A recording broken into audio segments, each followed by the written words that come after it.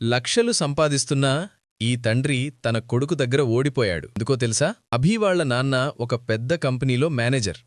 ఆయనకి ఎప్పుడూ ఆఫీస్ పనులే లోకం. ఇంటికి వచ్చిన ల్యాప్టాప్ ముందే గడిపేవారు.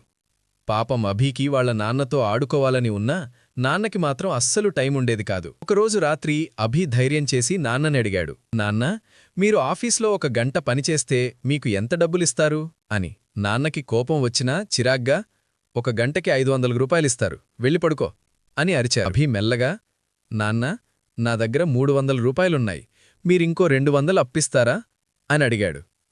నాన్న మళ్లీ కోప్పడ్డాడు.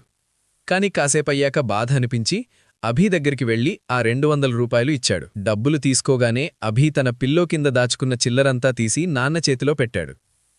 నాన్నా, ఇప్పుడు నా దగ్గర 500 రూపాయలున్నాయి, ఇవి మీరు తీసుకొని రేపు సాయంత్రం 1 గంట త్వరగా వస్తారా? నాకు మీతో కలిసి భోజనం చేయాలనుంది అన్నాడు. అది విన్న నాన్నకి గొంతు మూగబోయింది. డబ్బు సంపాదనలో పడి కొడుకు ప్రేమను మరిచిపోయానని గ్రహించి అభిని దగ్గరకు తీసుకున్నాడు. మిత్రులారా, డబ్బుని ఎప్పుడైనా సంపాదించవచ్చు, కాని గడిచిపోయిన కాలాన్ని, మన మనుషుల ప్రేమని ఎప్పటికీ తిరిగి తెచ్చుకోలేము. మిత్రులారా, డబ్బు వెనక పరుగులు తీస్తూ మనకు ప్రాణమైన మనుషులను దూరం చేసుకోకండి.